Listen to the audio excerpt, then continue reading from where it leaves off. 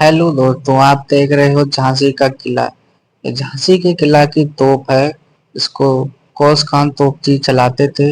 इसके महल के ही कुछ लोगों ने इसमें छेद कर ताकि तोप अच्छी तरीके से ना चल सके। ये झांसी की रानी है। ये अपने लड़के को लेके किला से कूद गई है क्योंकि अंग्रेजों ने चारों तरफ से हमला कर दिया था। और महाराजा के ना रहने पे उनको मौका मिल गया और महल पर हमला कर दिया ताकि महल को हथिया सके। झांसी पे कब्जा वो नहीं कर सके और उन्होंने वहां पे हमारी माँ बहन बिटियाओं को भी बहुत ही गलत व्यवहार किया।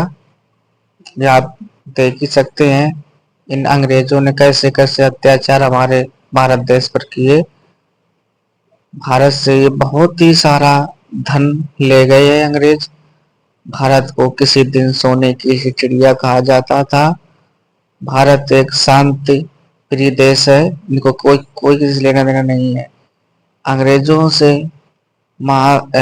महालक्ष्मी बाई जी ने बहुत ही ज्यादा से ज्यादा बहुत ही संघर्ष किया। इतना संघर्ष कोई नारी सहित कर भी नहीं पाएगी। और अंग्रेजों को उन्होंने अपने दम पे झांसी को गुलाम नहीं होने दिया।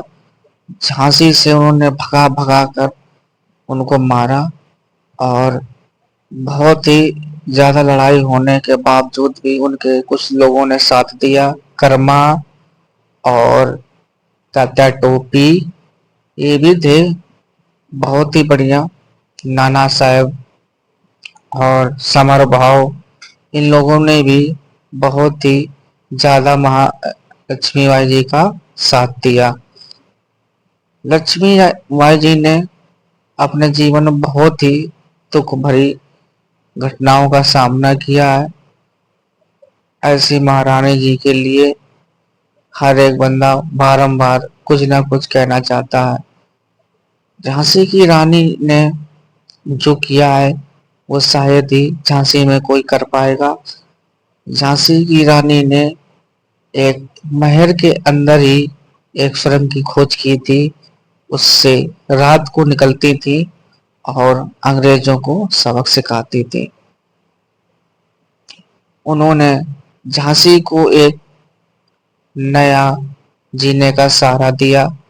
गंगाधर नेवालकर की मौत होने के बाद प्रजा की रानी लक्ष्मीबाई पर ही आस थी क्योंकि उनको पता था एक रानी लक्ष्मीबाई ही है जो हमें इस नर्क से मुक्ति दिला सकती है। लक्ष्मीबाई जी ने अपने बच्चे की परवाह ना करते हुए भी बच्चे को साथ में लेके ही रणभूमि में कूद गई। उनका इस संघर्ष को देखकर प्रजा से भी रहा नहीं गया और प्रजा ने भी उनका बहुत साथ दिया। उनके लड़ने का ये अंदाज था। उनके गुरु तात्या टोपी भी उनके साथ थे और उनके माँ सेना नायक भी थे। सेना नायक की भी युद्ध के दौरान ही मौत हो गई। संपूर्ण युद्ध होने के बाद में सिर्फ तात्या टोपी जी बचे थे और लक्ष्मीबाई जी ने भी लड़ते लड़ते सारे अंग्रेजों का सर्वनाश करके, क्योंकि उस समय ही समझो कि हमारा भारत देश आजाद पूर्णतया नहीं लेकिन 100 में से हम 80% कह सकते हैं कि रानी लक्ष्मीबाई जी की वजह से हुआ था और श्रेय किसी और को मिल गया था। रानी लक्ष्मीबाई जी का जो बचपन से ही अंग्रेजों के खिलाफ आवाज उठाती थी, वो बचपन से ही अंग्रेजों के खिलाफ लड़ती बोलती। और उन्होंने एक भेष भी धरा था बिठूर में अंग्रेजों से लड़ने के लिए। उस भेष का नाम क्रांति गुरु था। क्रांति गुरु किसी को नहीं पता था कि क्रांति गुरु कौन है, कहां से आता है, कब गायब हो जाता है। लेकिन कुछ झांसी निवासी जानते थे कि क्रांति गुरु कौन है। ये समर भाव है। समर भाव भी पहले डाकू थे। उन्होंने भी बहुत चोरी चारी बहुत कुछ लूट पार की। लेकिन जब से उनकी जिंदगी में रानी लक्ष्मीबाई आई उन्होंने भी अपने आप को सुधारने का मौका दिया और देश की रक्षा में लग गए। इनका भी नाम हमारे इतिहास में अमर है। इनको भी अंग्रेजों ने फांसी दे दी थी जबरदस्ती। झांसी की रानी ने इनको बचाने की बहुत कोशिश की, लेकिन वो उस कोशिश में नाकाम रहे।